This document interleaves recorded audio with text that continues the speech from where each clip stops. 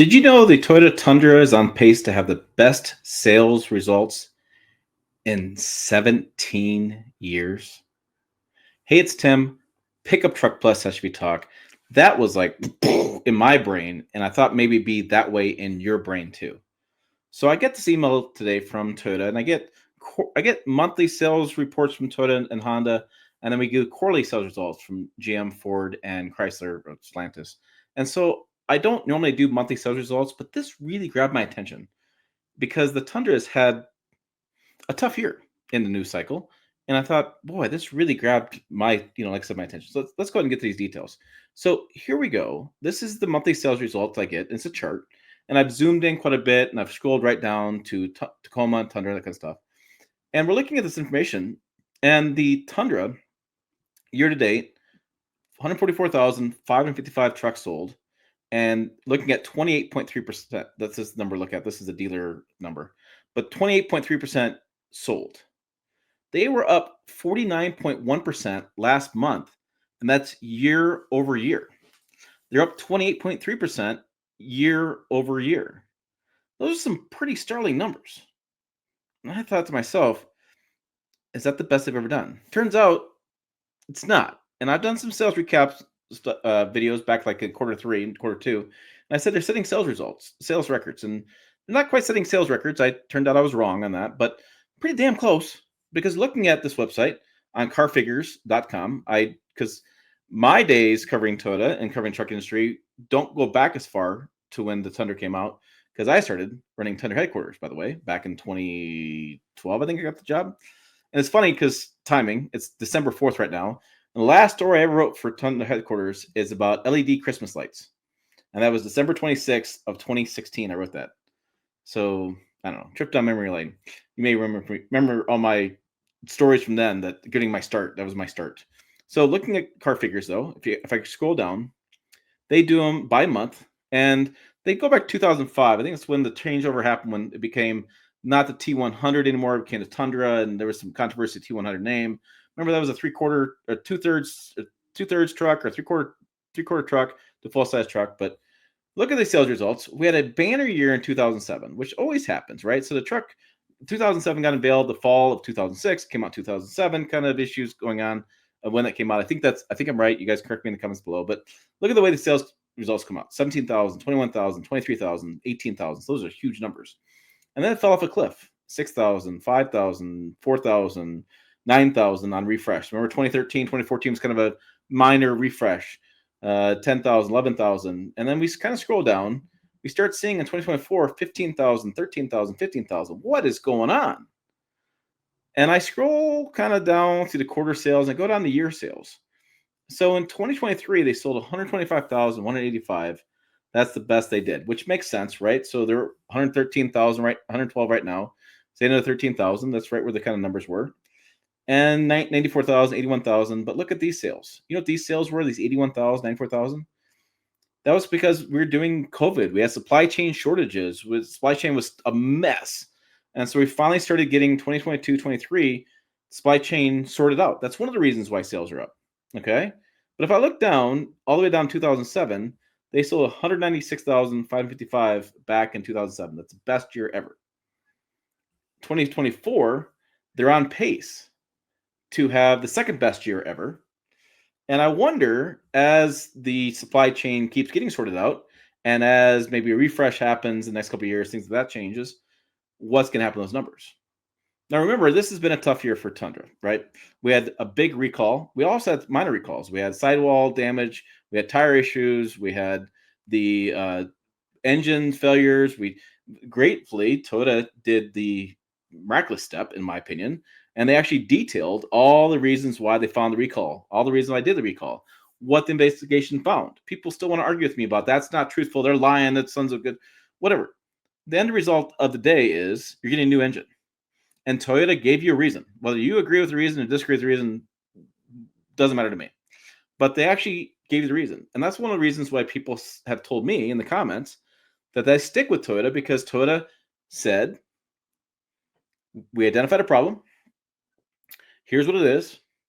We're going to replace all these engines for free under warranty, and we're going to stand behind a product. And that's a huge thing for a lot of Toyota Tundra fans by what they did to stand behind the product. And I think that's a really good thing for an automaker to do. I didn't realize that people thought that other brands didn't stand behind the products. In this case, they did. So now you have these customers who are saying, you know what? They're standing behind the products. They're building a truck that they want. I see a lot of Tundras around. And looking at the sales results, it's clear that people aren't so concerned about a lack of tow hooks. Remember, that was a huge deal when the 2022 Tundra came out, which, by the way, I did a video last week, part of the Truck News Recap, talked about you can now get a package to put tow hooks on these trucks.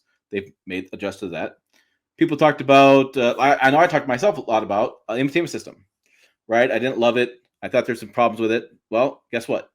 Toyota stepped up. They heard my criticism and they addressed them. I actually had a phone call with one of the PR staff members in Toyota Connected Services, and he goes, "Oh, Tim, we all know your name."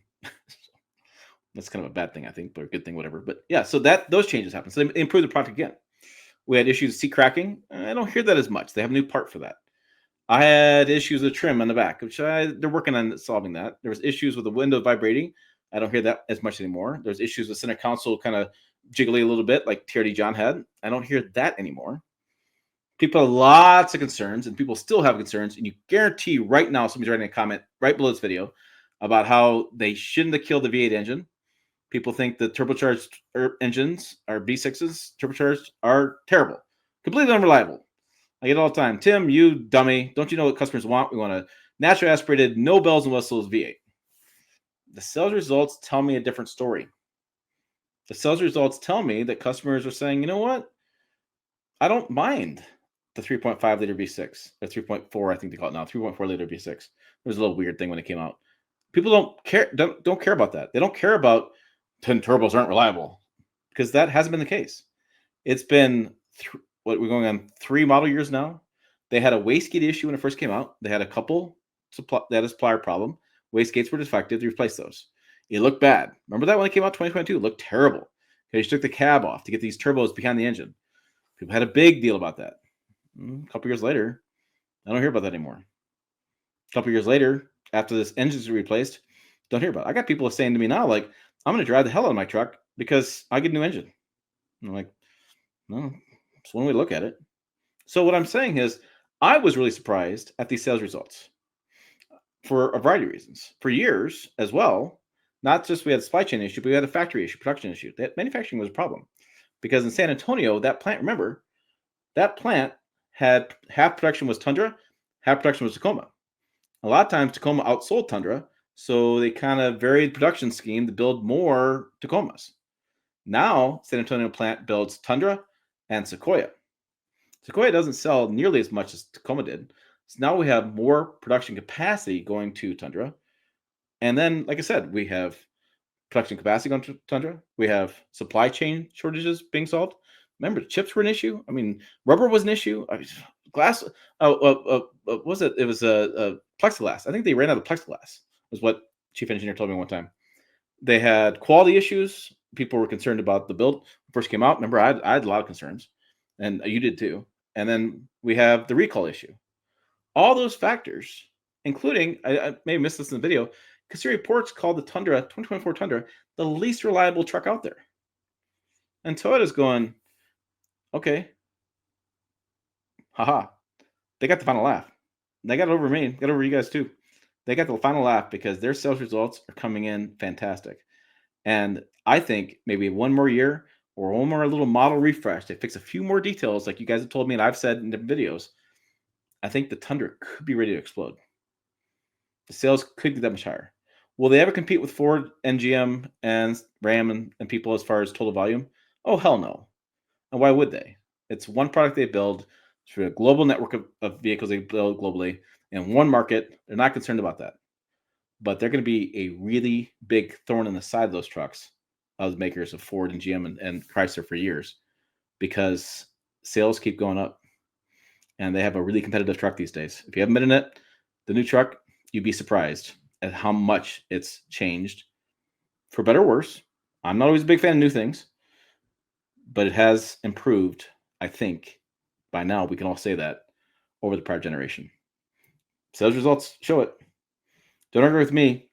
Argue with your fellows in the comments. Yes, I'm eager to comment. Put your comments down below. I can't wait to read those. I'll check out the website, pickuptrucktalk.com. As always, thanks for watching. I will see you down the road.